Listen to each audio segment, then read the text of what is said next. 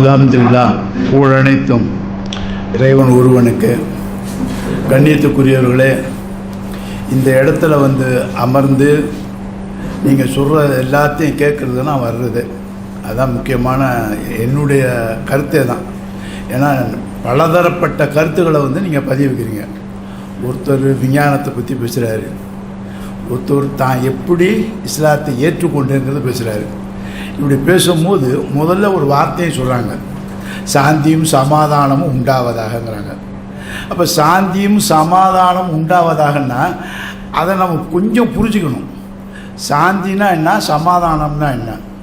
அப்போ இறைவனுடைய சாந்தியும் சமாதானமும் தான் நமக்கு வேணும். அப்போ இறைவனுடைய சாந்தியும் சமாதானம் வேணும் என்றால் இறைவனுடைய வார்த்தைகளில் நம்ம சமாதானம் ஆகணும். இறைவனுடைய சாந்தியும் சமாதானமும் உண்டாவதாக என்றால் இறைவனுடைய வசனத்தை நம்ம படிக்கணும். அந்த வசனத்தில் வந்து நம்ம ஈர்க்கப்படணும், அதில் நம்ம சமாதானம் ஆகணும். அப்படி நீங்கள் சமாதானமாக ஆகிவிட்டால் இறைவன் சொல்கிறான், என்னுடைய அடியானே என்னுடைய சாந்தியும் சமாதானம் உனக்கு உண்டாவதாகங்கிறான். இவ்வளோ பெரிய அழகான வார்த்தை பாருங்கள். இப்போ நம்ம ஃப்ரெண்டு சொன்னார், உலகத்தில் எத்தனையோ வேதங்கள் இருக்காங்க, வேதத்தை படித்த மக்கள் இருக்காங்க. ஆனால் இந்த ஒரு வேதம் தான், இந்த அல் குர்ஆன் தான் பக்காவை தெளிவுபடுத்தி இறைவனுடைய வசனம், இது இறைவனால் இறக்கி கொடுக்கப்பட்டது, இது இறைவனால் சொல்லப்பட்டது, இது இறைவனால் வழங்கப்பட்டதுங்கிறான். அப்போ உடனே நம்ம என்ன நினைக்கிறோம், முகமது நபிக்கு தான் கொடுக்கப்பட்டதுன்னு நினைக்கிறோம். அப்போ இது முஸ்லீம்களுக்கு தான் கொடுக்கப்பட்டதுன்னு அடுத்து நினைக்கிறோம். அப்போ இறைவன் என்ன சொல்கிறான், இது அகில உலக மக்களுக்கு இது ஒரு அறிவுரைங்கிறான். உமா இல்லா திக்ருல் ஆலமீன், இந்த கித்தாபாகப்பட்ட இது ஹுவங்கிறான். ஹுவன்னா ஆண்பால் தான், ஹுவன்னா ஆண். அப்போ ஏன் இதை ஹுவால கொண்டு வர்றான்னா, இறைவனுடைய வார்த்தை, இறைவன் வந்து அல்லாஹ் ஹய்யுல் கையும்ங்கிறான், நான் நித்திய ஜீவன்கிறான், எனக்கு இறப்பே இல்லைங்கிறான். அப்போ இறைவனுடைய வார்த்தையாகப்பட்ட இந்த வேதத்தில் அவனுடைய வார்த்தை உயிரோடு இருக்கு. அதான் குரான் வந்து உயிரோடு உள்ள வார்த்தை. அதுதான் குரானுக்கு வந்து குரான் அப்படின்னாவே படி. படின்னா நான் அப்போ படித்தது, இப்போ படிக்கிறது, நாளைக்கும் படிக்கக்கூடியது. படித்தது, படிக்கிறது, படிக்கக்கூடியது. ஏன்னு கேட்டிங்கன்னா, இறைவன் அன்றும் இருக்கிறான், இன்றும் இருக்கான், என்றும் நினைத்திருப்பான். அவனுடைய வாசகமும் இப்படி தான் இருக்குது. அப்போ எப்போதுமே படிக்கக்கூடிய வாசகத்தை தான் இந்த இறைவன் நமக்கு கொடுத்துருக்கான். இந்த இறை வாசகம் வந்து நமக்கு ஏதாவது ஒரு பாதகத்தை கொடுக்குதா, நமக்கு ஏதாவது எதிர்வினையை விளைவிக்குதான்னு இறைவன் கேட்குறான். நீ இதை படி, இது உன்னுடைய அறிவை வந்து தூண்டுதா, ஒன்று அப்படியே அமுக்குதா, பிளைண்ட் ஆக்குதா அப்படின்னு கேட்குறான். இப்போ நீங்கள் சொன்னீங்க பாருங்கள், இன்றைக்கி ஆசிரியர் தினம். ஆசிரியர்கள் தினம் வந்து ஒரு சமூகம், ஒரு மனிதர் வந்து, இப்போ நான் ஒரு சாதாரண மனிதன் என்ன மனிதன் சொல்லுவான். ஆனால் நான் ஆசிரியராக இருந்தால் என்ன அந்த வார்த்தைகள் என்ன சொல்கிறாங்கன்னா, ஒரு ஆசிரியர் என்பது ஒரு சமூகங்கிறாங்க. அப்போது ஒரு சமூகம் என்றால் பெருமானார் ஸல்லல்லாஹு அலைஹி வஸல்லம் அவர்கள், அல்லாஹ்வுடைய தூதர் வந்து இந்த வார்த்தையை வந்து ஊர்ஜிதப்படுத்துகிறாங்க. எனக்கு குர்ஆன் வழங்கப்பட்டது, இந்த வேதத்தை எடுத்து சொல்ல வந்தேன், ஆகவே இறைவன் என்னை ஆசிரியராக அனுப்பியிருக்கிறாங்கிறாங்க. ஒரு வாத்தியார் டீச்சிங் பண்ணுறார், எடுத்து சொல்கிறார். அதே மாதிரி இந்த வாத்தியார் முகமது நபி எடுத்து டீச்சிங் பண்ணுறார். எவ்வளோ பெரிய ஒரு ஒரு ஒரு வார்த்தையை நீங்கள் சொன்னீங்க, இது எவ்வளோ பெரிய அழுத்தமான வார்த்தையாங்க. அதே போல் ஆசிரியர் சொல்கிறாங்க, யாருமே எந்த ஆசிரியர் இன்னும் சொல்கிறோம், எந்த ஆசிரியர் என்னை பின்பற்றுங்கன்னு சொல்ல, ஆனால் இந்த ஆசிரியர் அல்லாஹ்வுடைய தூதர் என்னை பின்பற்றுங்கிறாங்க. ஆனால் அதே சமயம் இந்த வார்த்தையை மற்றவங்க கேள்விப்பட்டாங்கன்னா அல்லாஹ்வுடைய தூதர் பிறகு நிறைய கம்ப்ளைண்ட் பண்ணுவாங்க. அல்லாஹ்வுடைய தூதர் பிறகு தான் அக்கப்போர்லாம் அதிகமாக இருக்கும். அவர் அப்படி இருந்தார், இப்படி இருந்தார், அப்படி இருந்தார். இவ்வளவு அக்கப்போர்வும் நம்ம சொன்னாலும் இந்த அக்கப்போரான கெடுதலான வார்த்தையும் முகமது கேட்குறாங்க. அப்படி கேட்டும் நான் தான் உங்களுக்கு ஒரு சிறந்த வழிகாட்டிங்கிறாங்க. இப்போ சொல்ல முடியுமா யாரானது? ஒருத்தன் சொன்னால் என்னை அயோக்கியங்கிறான், என்னை தண்ணி அடிக்கிறவங்களாம், நீ சூது விளையாடுவ, சீட்டு கட்டு விளையாடுவ, எனக்கு தெரியும் அப்படிங்கிறான்.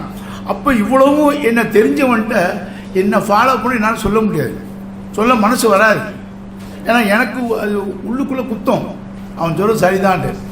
ஆனால் முகமது நபி முன்னாடியே சொல்கிறாங்க, இவர் ஒரு லூஸு, இவர் ஒரு பைத்தியக்காரர், இவர் சூனியம் செய்யக்கூடியவர், இவர் எல்லா கடவுளையும் ஒரு கடவுளாக மாற்றுறார், இவரை நம்ம விட்டு வைக்கக்கூடாது, இவரை கொலை பண்ணிடணும். இவ்வளவு ரசூல் ஸல்லல்லாஹு அலைஹி வஸல்லம் கேட்குறாங்க. நல்லா தெரியுது. தெரிஞ்சிருந்து என்ன சொன்னாங்க, நான் ஒரு ஆசிரியர் தான், உங்களுக்கு ஒரு வழிகாட்டி தான் அப்படின்னாங்கன்னா, அப்போ எவ்வளவு ஒரு தைரியம் அவங்களுக்கு இருக்குன்னா, இந்த தைரியம் தான் அல்லாஹ் கொடுத்தது. இந்த தைரியம் தான் இறைவன் அல்லாஹ் கொடுத்தது. இப்போ நமக்கு கூட மார்க்கம் தெரிஞ்சிது. இந்த குரானை படிச்சிங்கன்னா இந்த குரான் தனி ஒரு தைரியத்தை உங்களுக்கு கொடுக்கும், வேறு எந்த ஒரு இதுலேயும் இருக்காது. அதனால தான் சொன்னேன், சாந்தியும் சமாதானம் உண்டாவதான அந்த சமாதானத்துக்கு ஆவறதுக்கு இறைவனுடைய வார்த்தையை நாம் படிக்கணும். இப்போ நமக்கு முன்னாடி இவ்வளோ வேலை இருக்குது, நம்முடைய இதுக்கு முன்னாடி நம்ம இவ்வளோ வேலை இருக்குது. இந்த வேதத்தைலாம் வச்சுக்கிட்டு இருக்கும்போது இதுக்கு மேலே ஒரு குரானையும் வச்சுருக்குங்க. அப்போ இந்த குரான் சொல்லுது, கீழே உள்ள வேதத்தைலாம் மெய்ப்படுத்துதுங்குது. இந்த குரானு இறைவாசனம், குரான் என்பது இறைவனுடைய வார்த்தை, கலாமுல்லா, அல்லாஹ்வுடைய வார்த்தை. அப்போ இந்த அல்லாஹ்வுடைய வார்த்தை இந்த கித்தாபு சொல்லுது, கீழே உள்ள இந்த வேதம், இதற்கு முன் இறக்கப்பட்ட வேதம்னா என்னுடைய வேதம் தாங்க. அப்போ அல்லாஹ் சர்டிஃபிகேட் பண்ணான். அப்போ எந்த வேதமும் இந்த குரான் சர்டிஃபிகேட் பண்ணல. முகமது நபி தூதர், குரான் வேதம். இந்த வேதம் சொல்லுது எல்லா வேதங்களுக்கும் உண்மை என்று இந்த வேதம் சர்டிஃபிகேட் பண்ணுது. அதே மாதிரி முகமது நபி எல்லா தூதரையும் நிறை தூதருங்கிறாங்க. முகமது நபிக்கு முன்னாடி உள்ள எல்லா தூதரையும் இவர்கள் அனைவருமே இறைவனுடைய தூதர் இருக்கிறாங்க. ஆனால் எந்த தூதரும் முகமது நபியை தூதரும் சொல்ல, முகமது நபிக்கு இறக்கப்பட்ட வேதத்தையும் வேதம் சொல்ல. யாரும் மறுக்கிறாங்கன்னு பாருங்க. முகமது நபி அல்லாஹ்வால் இறைவனுடைய தூதர் என்று அறிமுகப்படுத்தப்படுறாங்க. அப்ப அவங்களுக்கு முன்னாடி உள்ளவங்க யாரு? ஈசா நபி. அப்ப ஈசா நபியை ஏற்றுக்கொண்டவர்கள் முகமது நபியை ஏற்றுக்கொள்வாங்க இப்ப. ஆனா ஈசா நபியை ஏற்றுக்கொண்டவர்கள் இந்த முகமதை மறுக்கிறாங்க. அதனால பிரிவினை வருது. பிரிவினை இதுதான் வருது. சரி, ஈசா நபியை வேதத்தையும் ஈசா நபியும் ஏற்றுக்கொண்ட மக்கள், அந்த அவங்களுக்கு முன்னாடி உள்ள மூசா நபியும் மூசா நபியுடைய மக்கள் ஈசா நபியை ஏற்றுக்க மாட்டேங்கிறாங்க. எல்லாம் அப்படித்தான். ஒரு நபியை இன்னொரு நபிய மக்கள் தான் மறுக்கிறாங்க. இதுதான் இப்போ இங்கே உள்ள ஒரு முக்கியமான இது. அப்படி ஏன் அப்படின்னா, இதைத்தான் இறைவன் சொல்றான், இந்த வேதம் அனைத்தையும் உண்மைப்படுத்துது. அப்போ உண்மைப்படுத்துதுங்கும் போது இதை படிக்கும் போது மக்கள் எல்லாம் ஈர்க்கப்படுறாங்க. இன்னைக்கு நம்மளை அதிகமாக காம்ப்ளிகேஷன், ரொம்ப தவறாக பேசுறது, அடுத்து நிறைய குற்றங்கள் இருக்கிற மாதிரி பேசுறதுனா இந்த ஆர்எஸ்காரவங்க அப்படி வச்சுங்க. ஆனால் அதில் முக்கியமாக பிராமியன் சேருவாங்க. அவங்க யாருமே இந்த வேதத்தை படிக்க மாட்டாங்க. இந்த அவர் சொன்னார், இவர் சொன்னார், அவர் பண்ணார், அந்த புத்தகத்தில் இருக்குது, இந்த புத்தகத்தில் இருக்குன்னு சொல்லி முஸ்லீம்களாம் தவறான வழி, தீவிரவாதிம்பாங்க, முஸ்லீமுக்கு அறிவு இல்லைம்பாங்க, முஸ்லீம்லாம் சண்டை தான் வளர்ப்பான், முஸ்லீம்லாம் கரடு போடும்பாங்க. ஆனால் முஸ்லீம்கிட்ட பல உணவுகள் இருக்காங்களா, அவங்கள்ட்ட கேட்டிங்கன்னா முஸ்லீம்கள் நல்லவங்கம்பாங்க. அப்போது பழகினவங்கள்ட்ட தான் நம்ம உண்மையை அறிய முடியும். இந்த கித்தாபு, இந்த வேதத்தையும் படிக்காதவர்கள், இந்த மக்கள்லாம் இன்னைக்கு கங்கணம் கட்டிட்டு நம்மளை வெறுக்கிறாங்கன்னா என்ன காரணம்னா, அவங்களால தாங்க முடியல. அவங்களால இன்னைக்கு தாங்க முடியல. இந்தியாவில் இன்னைக்கு ஜனத்தொகையை பார்த்தீங்கன்னாக்கா ஏறத்தாழ 13% முஸ்லீம்பாங்க. அது 17-20 போயிருக்கு. உண்மையான இந்த இது எடுக்கலை. ஆனால் 1.5% 2% இருக்கிறவங்க தான் மிக கடுமையாக எதிர்க்கிறாங்க. அந்த 2.5% உள்ளவங்க தான் இன்றைக்கி ராஜ்யம் இருக்குது. அந்த ராஜ்யத்தை கொண்டு வேகமாக எதிர்க்கும் போது நம்மளால் தாக்கு பிடிக்க முடியல நம்ம நினைப்போம். ஆனால் அவங்க பயப்படுறாங்க. இது அபரிதமாக வளருது. இப்படி அப்படி அப்படி எங்கே பார்த்தாலும் வருது. இன்னைக்கு பிராமின் சொசைட்டி எடுத்துக்கிட்டிங்கன்னா உண்மையிலே நான் எனக்கு தெரிஞ்சு சொல்கிறேன், பிராமின்கள் தான் இஸ்லாமிய ஆகுறாங்க. நிறைய பிராமின் பார்த்தீங்கன்னா முஸ்லீமாக ஆகுறாங்க. இன்றைக்கி இவர் நம்ம சுப்பிரமணிய சாமி தெரியும், நம்மளை திட்டாத நேரமே கிடையாது. அவர் திட்டலைன்னா அவர் தூக்கம் வராது, ப்ரெஷர் இறங்குறதுக்குலாம் அவர் திட்டினா தான் அவருக்கு அது சாப்பாடெலாம் உள்ளே போகிற மாதிரி. அவர் திட்ட இறைவன் பாருங்கள், அவருடைய மகள் பெரிய பிரில்லியன்ட்டு சுப்பிரமணிய சாமி இது உலகத்திலே பெரிய அறிவாளின்னு நினைப்பார். அந்த அறிவாளிக்கு ஜீர்ணிக்க முடியல இந்த வேதத்தை. அந்த ஜீர்ணிக்க முடியாத அந்த அறிவாளிக்கு பார்த்து பார்த்து பெத்த புள்ள அந்த பொண்ணு பக்கா பிராமின், அது இஸ்லாத்துக்கு வந்துக்கிட்டு இன்னைக்கு அந்த பொண்ணு இவருக்கு உபதேசம் பண்ணுது. இப்போ இவர் ரிவர்ஸ் பண்ணுறாரு, யோசனை பண்ணுறாரு, எங்கே கொண்டு போய் அல்லாஹ் சுப்ஹானஹு வ தஆலா அந்த கொடுக்கு போடுறான் பாருங்க. இதுதான் இன்னைக்கு பார்த்தீங்கன்னா ஃபேஸ்புக்கில் ஒரு லேடி வராங்க, அவங்க இஸ்லாமும் விஞ்ஞானமும் ஒரு மைதில் நினைக்கிறேன், இஸ்லாமும் விஞ்ஞானம்னு எப்படி வாரத்துக்கு 3 நாள் பேசுகிறாங்க. அது சிசி ஒன்று பிராமின் தான், அது பிராமின் பொண்ணு தான் ரொம்ப டிக்ளேர் பண்ணி சொல்கிறாங்க, நான் பிராமின் தான். ஆனால் இந்த வேதத்தை நான் படிச்சுட்டு தான் பேசுகிறாங்க. இத்தனாவது அத்தியாயம் இந்த வசனம் இப்படி சொல்லுது, இந்த அறிஞர் இப்படி சொல்கிறாரு, அந்த அறிஞர் கண்டுபிடிச்ச விஞ்ஞானத்தை இதில் போக்குறாங்க. அதாவது ஒரு பெண் கருவுற்று இருக்கிறாள் என்றால் அந்த குழந்தைய அல்லாஹ் சொல்ல 3 இருளில் வைக்கிறாங்களாம், 3 இருள். அப்போ அவங்க சொல்கிறாங்க 3 இருளுங்கிறது தாயினுடைய கர்ப்பப்பை, யுட்ரஸு, இன்னொன்று வெளிவர்ற பாதை. 3 இருள். அந்த 3 இருளையும் இறைவனை இந்த வேதத்தில் 3 இருள்னு சொன்னான். அதாவது ஒரு தாய் குழந்தையை உண்டாக்குனா 3 இருளில் அந்த குழந்தை இருக்கும்போது அந்த 3 இருள் என்ன என்பதை சொல்லி காட்டுறாங்க. அப்போ ஒவ்வொரு கருத்தையும் அந்த அம்மா நம்மளை சொல்லி காட்டுறாங்க. அதே மாதிரி இன்னும் ஒரு கருத்து சொல்லியிருக்கேன், இத்தாவுடைய பீரியடு. இறைவன் சொல்கிறான், தலாக்கு கணவனால் விடுபட்ட பெண்ணு 3 மாதம் இதாக இருக்கணும். இதான் நான் தனிமையாக இருக்கணும். தனிமைனா நான் எல்லா வேலையும் செய்யலாம், பட் திருமணம் பண்ணக்கூடாது, 3 மாதம் இருக்கணும். ஏன்னு கேட்டிங்கன்னா அந்த அம்மா கருவுற்றிருக்கா இல்லையா, குழந்தை இருக்கா இல்லையா என்பது தெரிவதற்கு. அப்போ நம்ம காமனாக என்ன சொல்லுவோம், அது 3 மாதத்தில் வயிறு பெருசாக தெரியும், அதுக்காக அப்படிமோ. இது ஒரு காமன் சென்டென்ஸு, அதுக்கும் பொருந்துது.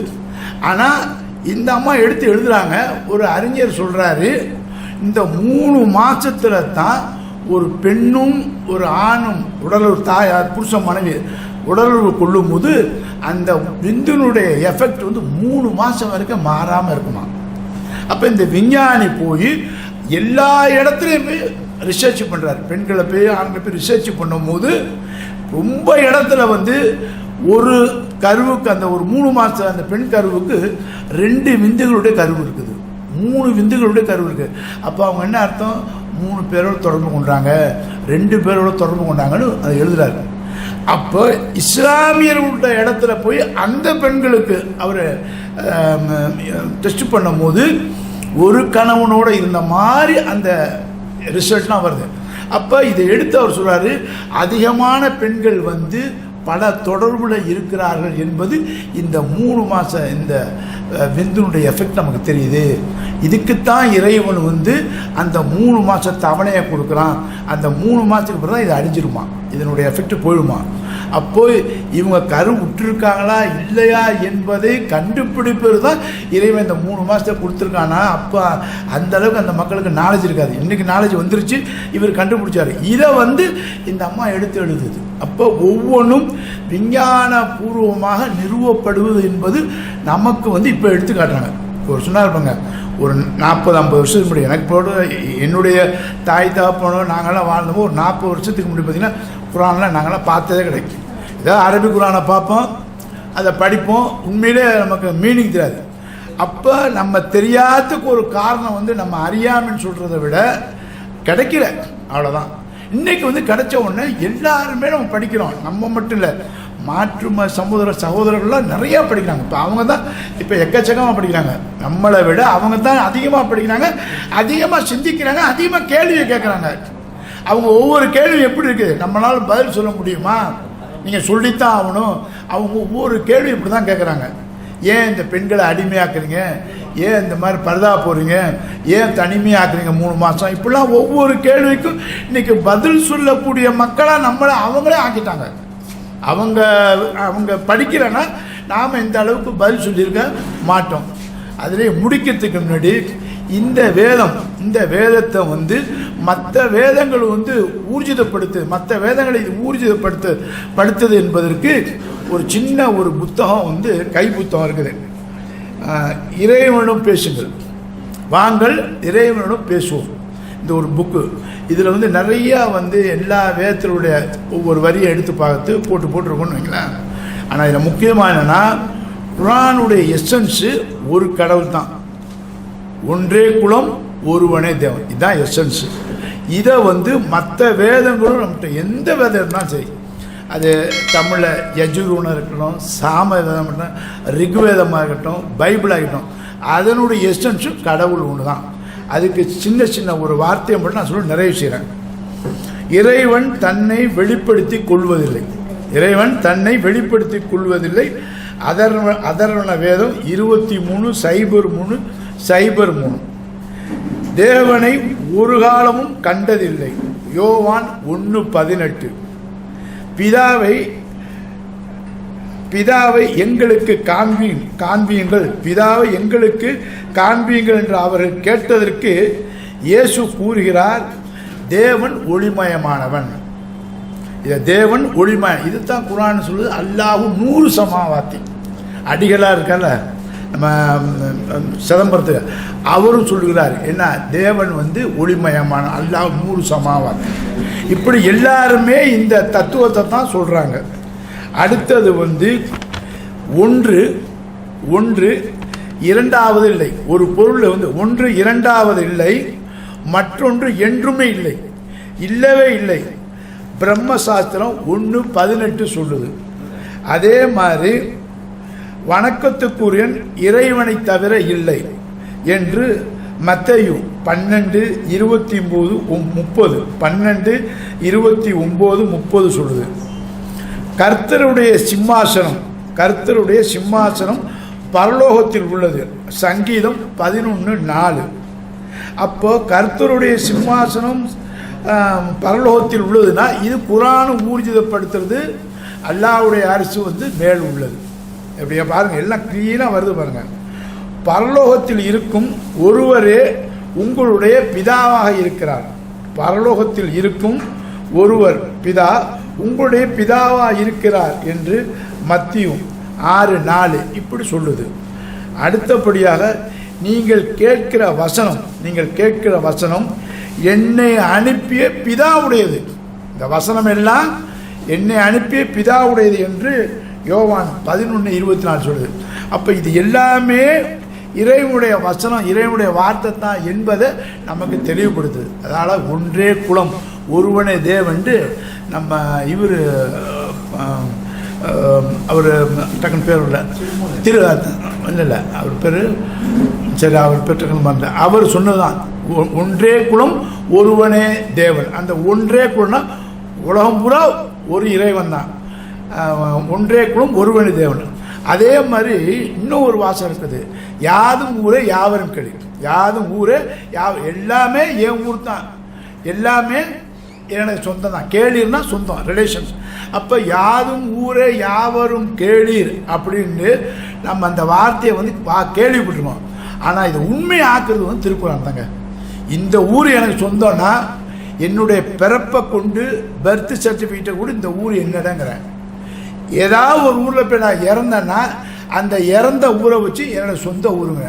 அப்போ பிறப்பாலையும் இறப்பாலையும், இங்கே பிறக்கிறேன் அமெரிக்காவில் இறக்குறேன், இல்லை அமெரிக்காவில் பிறக்கிறேன் அம்ஜிக்கரையில் இறக்குறேன். அப்போ பிறப்பும் இறப்பும் எல்லா ஊரையும் நம்ம ஊர் தான், நம்ம இது எல்லாமே நம்மளோட சொந்தம் தாங்கிறத ஊர்ஜிதப்படுத்துறது இதான். அதான் அல்லாஹ் சொல்ல பாருங்க, பிறப்பையும் இறப்பையும் நாம் காட்டுறது உங்களை சோதிப்பதற்கு தான். அப்போ இதுலேயும் ஒரு சோதனை மட்டும் இல்லை, இதில் ஒரு எவிடன்ஸாக இருக்குது. இங்கே நான் பிறக்கிறேன், இந்த ஊர் என் ஊர். இப்போ நான் தமிழ்நாட்டில் பிறந்தேன், தமிழன், எனக்கு சர்டிஃபிகேட் கிடக்குறாங்க, பர்த் சர்டிஃபிகேட் கொடுக்குறாங்க. அதே மாதிரி பாஸ்போர்ட் எடுத்து வெளிநாட்டில் போனால் நான் இந்தியனுங்கிறாங்க. அப்போ இந்தியன்னு சொல்கிறது இதெல்லாம் வச்சது என்னுடைய பிறப்பு தான். நான் போய் ரஷ்யாவில் இறந்து போகிறேன்னீங்க, அப்போ ரஷ்யாவில் தான் நான் இறந்தேன்னு ஒரு சர்டிஃபிகேட் இருக்கும்போது அந்த ஊர் இறப்பால் எனக்கு சொந்த ஊராகுது. அதனால தான் யாதும் ஊரே யாவரும் கேளு, எல்லாமே என்னோட ஊர் தான், எல்லாமே என்னுடைய சொந்தம் தான். அப்போ பிறப்பை கொண்டும் இறப்பை கொண்டும் இந்த மனிதர்கள் ஊர்ஜிதப்படுத்துவதை இறைவன் எவ்வளோ அழகாக சொல்லியிருக்கான் பாருங்கள் ஒவ்வொரு வார்த்தையும். ஆகவே இப்படிப்பட்ட ஒரு இறைவனுடைய சிந்தனையும் இந்த இறைவனையும் நம்ம சிந்திக்கணும். இப்போ எல்லாருமே தனித்தனியாக இருக்கோம், ஒவ்வொரு குரூப்பாக இருக்கும். இதுக்கு காரணம் என்ன?